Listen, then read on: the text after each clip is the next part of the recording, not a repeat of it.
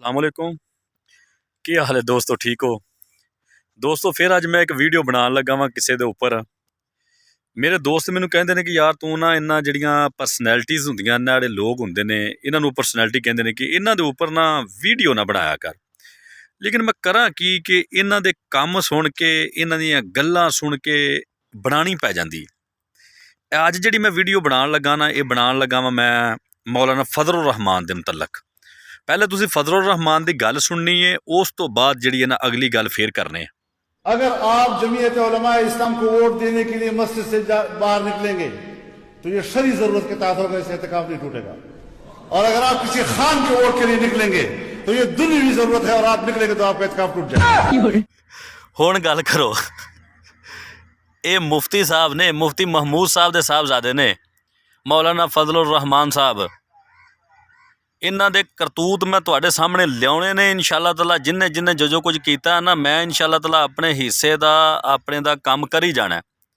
इस फजलुर रहमान साहब दी सूरत हाल ये वे कि किते पिंड च बस्ती दे विच छोटी मस्जिद बनी सी ना नवीं नवीं, तो उहदे विच जिहड़ा आलम आया नवां मौलवी साहब बच्चों पढ़ाने वाले, तो उन्हां कोल भी इलम थोड़ा सी हले। वो बच्चों पढ़ा रहे हैं, दरस दे रहे हैं, छोटे छोटे बच्चे बैठे ने, चार दीवारी कोनी सी मस्जिद की ना, तो वह पढ़ांदा पिया। तो दूरों एक बंदा आ रहा फजलुर रहमान तरह का गैटअप, बड़ी दाढ़ी, सिर ते दस्तार शरीफ, डंडा सर्वस जनाब, कपड़े वगैरह सारा कुछ करके आ रहा। उस मौलवी साहब ने बच्चों दरस दे रहा सी, हिसाब लाया कि बंदा बड़ा मैनू पढ़िया लिखिया लगता है तो मेरे को इलम थोड़ा है, तो किते ये ना होवे मेरे इलम दे विच कोई ये गलती कढ़े। तो लिहाजा मैं ना बच्चों कहां कि आस्ता आस्ता पढ़ो। बच्चों उन्होंने कहा कि थोड़ी आवाज़ च पढ़ो, आस्ता आस्ता पढ़ो। तो बच्चे आस्ता आस्ता पढ़न लग पे। उन्ने चिर नूं ये मौलवी साहब जिहड़े सन ना, जिन्हां दी चंगी वड्डी तोंद सी ते ये ज़ाहरी गैटअप ठीक से, उन्होंने बड़े वड्डे आलम ने कोल आ गए। उन्होंने आन के उस अलामा साहब ने पढ़ा रहे सन ना, उन्होंने कहते हैं सलाम अलैकुम। उन्होंने कहा जी वालेकुम अस्सलाम व रहमतुल्लाह व बरकातुहू मगफिरतुहू। तो इन्होंने अस्सलाम वालेकुम लफज इन्होंने सलाम अलैकुम कहा। एक गलती ये की। दूसरी गल पुछते हैं कि जवाना मैं फलाने पासे नूं जाना है तो उस पिंड नूं राह किहड़ा जांदा। उस मौलवी साहब ने कहा जी क्या राह जांदा, तुसीं इस पासे चले जाओ। और जो टुरन लगे तो उस मौलवी साहब जो मस्जिद च बच्चों दरस दे रहे सन, उन्होंने कहा कि मौलवी साहब अलामा साहब आ जाओ, तुहाडी कोई खिदमत करिए। तो कहते हैं नहीं जी मैनू जल्दी है, मैं जा रहा। उन्होंने कहा कि अलामा साहब तुहाडा नाम की है? उन्होंने कहा जी मेरा नाम है मोहम्मद यूसुफ। उन्हें कहा बच्चों इहदा नाम मोहम्मद यूसुफ है, तुसीं उच्ची उच्ची पढ़ो। उस मौलवी साहब ने हिसाब लाया जिन्होंने अपना नाम नहीं दसना आउंदा तो इहदे कोल दीन दा इलम की होना है, ठीक है। तो तुसीं बच्चों उच्ची उच्ची पढ़ो। सारी गैटअप बंदियां दा बड़ा हुंदा है, उतों बड़ा कुछ हुंदे ने बंदे, लेकिन जदों तुसीं इन्हां नूं अंदरों खोलदे हो ना तो ये अंदरों वेले हुंदे ने, इन्हां कोल इलम कोई नहीं जाउंदा। ये हुण लोगां नूं सिर्फ मौलवी साहब जिहड़े ने फजलुर रहमान साहब लोगां नूं गमराह कर रहे हैं।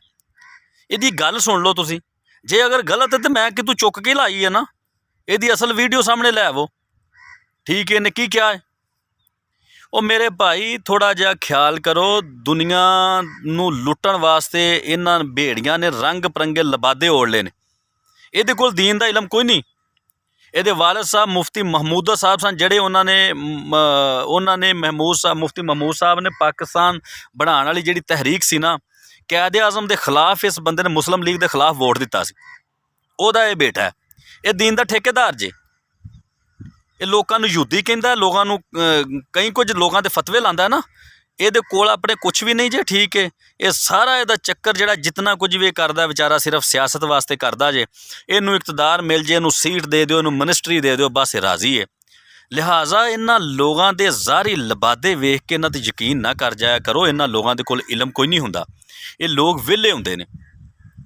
अपने आप नूं थोड़ा जिहा अगे लियाओ, अपने आप नूं रिसर्च करया करो, वेख्या करो, पढ़िया लिखिया करो। यार दीन इन्ना ही तंग इन्हें कर दिता। इहदी गल सुन तू, इन्हें गल किहड़ी कर दी है। तो मैनू फिर मेरे दोस्त कहते हैं ना जी तुसीं इन्हां ते ना वीडियो ना बनाया करो। मैं इन्हां ते वीडियो बनावांगा, अगर ये गल्लां जिद्दियां करनगे तो मैं भी वीडियो बनावांगा। बिल्कुल बात नहीं आउण लगा, ये अपनी गल्लां ठीक कर लैण, मैं इन्हां दे मुतलक गल नहीं करांगा। सानू तकलीफ हुंदी है इस गल तो, जदों इंज दियां गल्लां करदे सानू पागल बनांदे ने। वसलाम, अल्लाह ताला तुहानू खुश रखे, तुहानू और मैनू दीन नू समझण दी तौफीक दे। तुहाडा भाई असगर वरिया।